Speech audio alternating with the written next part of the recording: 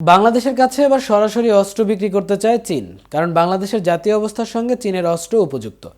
ঢাকায় নিযুক্ত চীনের রাষ্ট্রদূত ইয়া ওয়েন মঙ্গলবার এক সংবাদ সম্মেলনে এই কথা বলেন। চোখে আত্মবিশ্বাস নিয়ে তিনি বলেন, বাংলাদেশের জন্য চীনের দরজা উন্মুক্ত। আমরা সরাসরি অস্ত্র বিক্রির প্রস্তাব দিয়েছি। চীনের এই ঘোষণা যেন এক নতুন ভূ রাজনীতির সূচনা। এতদিন যা শুধু গুঞ্জন ছিল, তা এবার প্রকাশ্যে এলো। বাংলাদেশের ভূ রাজনীতি কি এবার পাল্টাতে যাচ্ছে?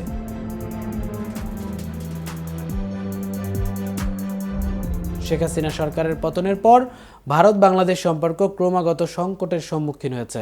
সীমান্ত সংঘাত, কূটনৈতিক দূরত্ব এবং বাণিজ্য সম্পর্কের টানাপোড়েন দ্বিপাক্ষিক সম্পর্কের নতুন জটিলতা সৃষ্টি করেছে।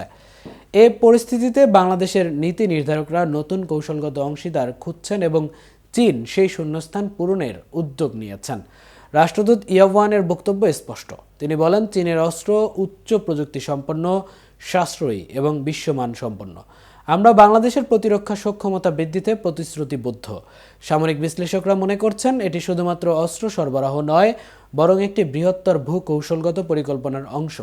বাংলাদেশের কৌশলগত অবস্থান এমন যে এখানে মিত্রতার সমীকরণ দ্রুত পরিবর্তিত হয়।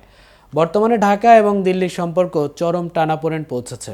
সীমান্ত হত্যা, বাণিজ্য ভারসাম্যের অভাব এবং আঞ্চলিক প্রভাব বিস্তারের প্রতিযোগিতা পরিস্থিতিকে আরও জটিল করে তুলেছে।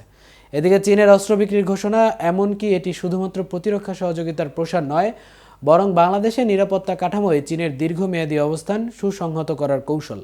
ভারত দীর্ঘদিন ধরে বাংলাদেশের প্রতিরক্ষা খাতের প্রধান অংশীদার ছিল।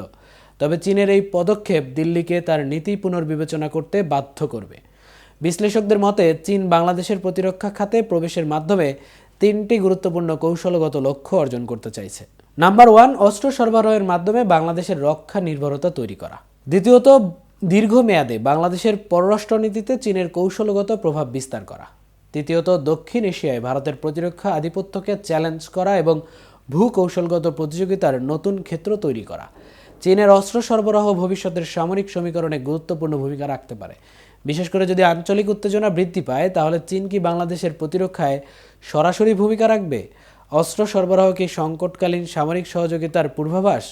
রাত গভীর হচ্ছে ঢাকার কূটনৈতিক এলাকায়, তবে চাইনিজ এম্বাসির ভিতরে এক গুরুত্বপূর্ণ চীনা কূটনৈতিক তখনও সজাগ।